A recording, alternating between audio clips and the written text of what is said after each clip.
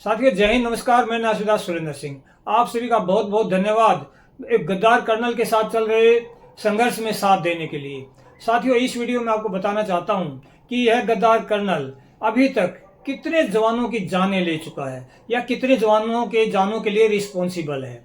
कल परसों आपको एक वीडियो में मैंने बताया ही था कि एक फेक इनकाउंटर किया था, सिविलियन नागरिक को मारकर इसने मिलिटेंट बनाने की एक नापाक कोशिश की थी, जिसमें ये फेल भी हो गया था। लेकिन इस आज के वीडियो में मैं वहाँ बॉर्डर पर जो इसकी काले कारनामे थे उनको बताने की बजाय आपको मैं एक दूसरी जानकारी देता हूँ जो आज तक मैंने आपको नहीं दी है। ये 31 अगस्त 2018 को नेहरू इंस्टीट्यूट ऑफ माउंटेनिंग उत्तर काशी में एज ए प्रिंसिपल पोस्टेड हुआ था और वहां पर ये काफी लंबे समय रहा था। और वहां पर भारत सरकार से मिलने वाली ग्रांट्स वगैरह की चोरी हेराफेरी तो इस धंधा ही है। लेकिन यहाँ पर मैं आपको बताता हूँ कि इसने वहां पर 29 जवानों की जानों के लिए रिस्पॉन्सिबल भी है। ये क्या हुआ था साथियों, वो जो इंस्टीट्यूट है वहां पर पर्वतारोहण यानी हिल क्लाइंबिंग की ट्रेनिंग चलती है, वहां पे कोर्सेज चलते हैं। कोई भी हमारे देश का नागरिक वहां पर जाके पैसा देकर वो ट्रेनिंग ले सकता हिल क्लाइंबिंग की, और वहां पर थोड़ा सब्सिडी मिलती है। यानी आप सिविल के हिसाब से करेंगे तो और कहीं महंगे हैं इंस्टीट्यूट हैं, तो वो गवर्नमेंट चलाती है एक टाइप से। तो वहां पर एज ए प्रिंसिपल था।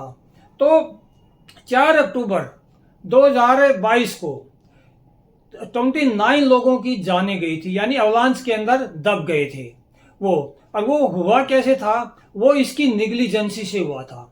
साथियों, आप सभी को पता है कि जो माउंटेनिंग का जो कोर्सेज चलते हैं उसके लिए काफी दिशा निर्देश होते हैं और एक स्टैंडर्ड ऑपरेटिंग प्रोसीजर होता है, किन किन बातों का ध्यान रखा जाता है, क्योंकि रिस्की काम भी वो बहुत होता है। और वहां पर अवलांच आने का सबसे ज्यादा घटनाएं होती हैं। तो साथियों, एज ए रिस्पॉन्सिबल प्रिंसिपल इसका ड्यूटी था कि सरकार द्वारा दिए गए सारे दिशा निर्देश, स्टैंडर्ड ऑपरेटिंग प्रोसीजर का ध्यान रखा जाना था, जिनको इसने निगलेक्ट किया और 41 जवानों को हिल क्लाइंबिंग के लिए भेज दिया। जबकि 2 दिन पहले ही एक अलर्ट आ रखा था भूकंप का, और भूकंप का अलर्ट मतलब भूकंप से सीधा अवलांच आने का खतरा होता है, क्योंकि धरती हिलेगी तो जो बर्फ है वो अपनी जगह से छोड़ देगी और अवलांच आ जाता है। तो इसने उस सब को दरकिनार करते हुए 41 जवानों को भेजा। वो जब अपने रूट में थे, क्लाइंब कर रहे थे, तो अवलांच आया और उनमें से 29 जवानों की जाने गई, जो कि कई दिन तक ऑपरेशन चला था। आपको मैं साइड में सारे पिक्चर लगा रहा हूं। और फिर एक की डेड बॉडी तो 1 साल बाद मिली थी। तो साथियों, ये 29 जवान इसकी निग्लिजेंसी के वजह से वो शिकार हुए।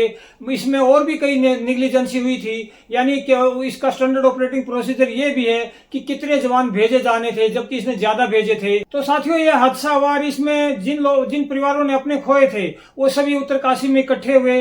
कई दिन तक उनका डेड बॉडी के लिए संघर्ष चलता रहा और उन्होंने प्रोटेस्ट किया नेहरू इंस्टीट्यूट ऑफ माउंटेनिंग के सामने कि प्रिंसिपल की निग्लिजेंसी है। लेकिन सिस्टम के आगे वो कमजोर पड़े और उनकी आवाजें दबा दी गई। नहीं तो उनकी जानें, अगर ये निग्लिजेंसी नहीं करता तो उनकी जानें बच सकती थी। तो इसका ये आज आपको मैंने ये कारनामा और बताया। साथ में मैंने अपने जो बॉर्डर पर ये मेरी यूनिट का जो कमांडिंग ऑफिसर था जिस टाइम, इसने 20 सैनिकों को वहां से हटाकर जो गद्दारी करता था, मिलिटेंटों की घुसपैठ कराता था पैसे लेके, वो मैं आपको बता चुका हूं। और उसी टाइम पर उड़ी हमला हुआ था जिसमें 18 जवानों की हमारी जानें गई थी। उस टाइम पर ये बॉर्डर पर ही था और वो मिलिटेंट जो ये घुसपैठ करवाता था, तो उनका वो कारनामा सीधा उड़ी हमले से भी जुड़ा हो सकता है।